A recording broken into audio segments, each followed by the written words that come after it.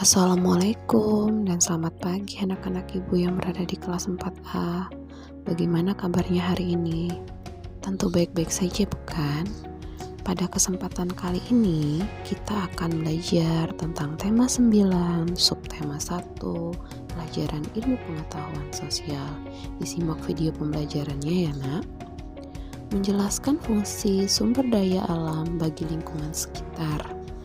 Lingkungan merupakan segala sesuatu yang ada di sekitar manusia dan mempengaruhi kehidupan manusia.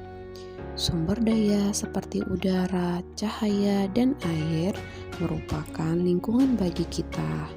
Lingkungan menyediakan kebutuhan bagi manusia dalam berbagai hal.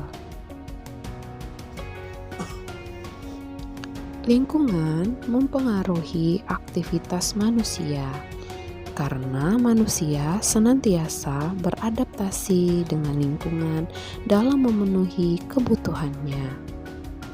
Fungsi lingkungan bagi manusia, yang pertama sebagai tempat tinggal, yang kedua sebagai tempat hidup dan mencari makan, kemudian sebagai tempat berlangsungnya aktivitas atau bekerja.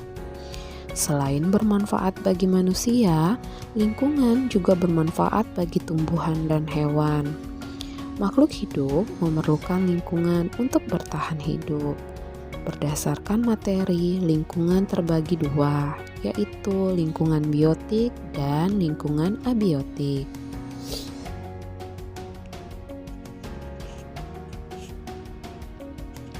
Lingkungan biotik adalah lingkungan yang terdiri atas makhluk hidup.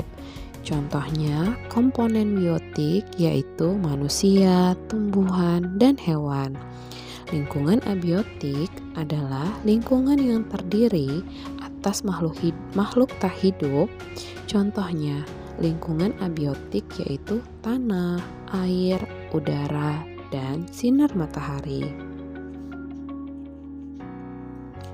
Aktivitas manusia tergantung pada tersedianya sumber daya alam. Sumber daya alam adalah segala sesuatu yang berasal dari alam dan dimanfaatkan untuk memenuhi kebutuhan manusia. Sumber daya alam dikelompokkan menjadi dua, yaitu berdasarkan lokasi sumbernya dan sifatnya.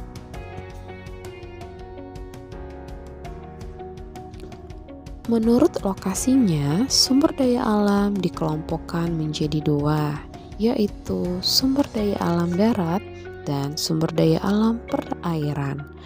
Menurut sifatnya, sumber daya alam dikelompokkan menjadi sumber daya alam yang dapat diperbarui dan sumber daya alam yang tidak dapat diperbarui.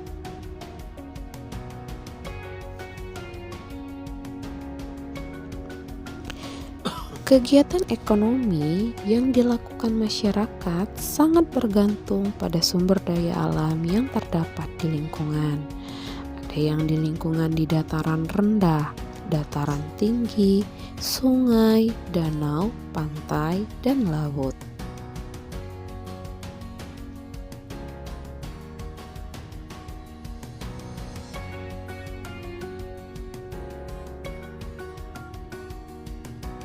Perbedaan kegiatan ekonomi masyarakat berdasarkan kondisi atau letak tempat tinggalnya merupakan karakteristik antar ruang.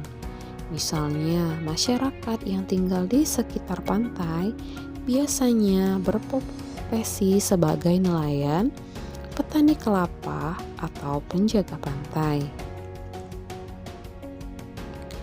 Berikut beberapa kegiatan ekonomi masyarakat berdasarkan sumber daya alam. Yang pertama, pantai. Pantai merupakan batas pertemuan antara daratan dan lautan.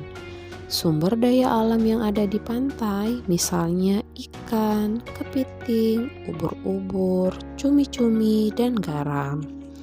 Kegiatan ekonomi masyarakat di sekitar pantai seperti nelayan, petani garam, pedagang, usaha, penginapan, jasa pemandu wisata, dan penyewa alat-alat untuk menyelam. Yang kedua, laut. Laut adalah kumpulan air asin dalam jumlah banyak dan luas yang menutupi permukaan bumi. Sumber daya alam yang ada di laut antara lain ikan, mutiara, kerang, dan rumput laut. Kegiatan ekonomi masyarakat di daerah laut seperti nelayan, wisata bahari, dan pengeboran minyak bumi.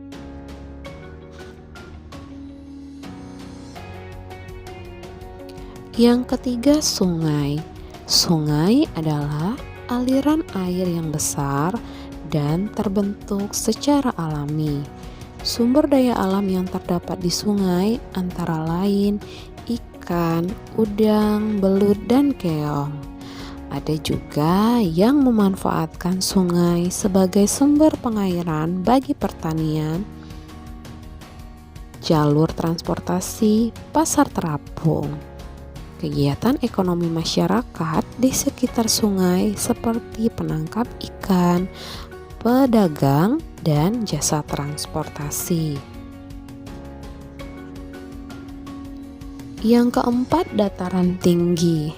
Dataran tinggi merupakan dataran yang memiliki ketinggian lebih dari 400 meter di atas permukaan air laut. Contoh sumber daya alam dataran tinggi antara lain kol, kentang, teh, dan apel. Dataran tinggi baik untuk menanam sayuran dan buah-buahan. Selain itu, bisa juga untuk tempat wisata. Kegiatan ekonomi masyarakat di dataran tinggi antara lain pertanian, peternakan, objek wisata, jasa penginapan, dan jasa pemandu wisata. Yang kelima, dataran rendah adalah dataran yang memiliki ketinggian antara 0 sampai 200 meter di atas permukaan laut. Dataran rendah banyak dimanfaatkan untuk pertanian, peternakan, industri, dan lahan perumahan. Contoh sumber daya alam dataran rendah antara lain padi, jagung, kedelai, dan bawang merah. Baik anak-anak, itulah informasi yang Ibu jelaskan pada hari ini mengenai materi ilmu pengetahuan sosial. Ibu mengucapkan terima kasih dan selamat belajar bagi anak-anak Ibu semua.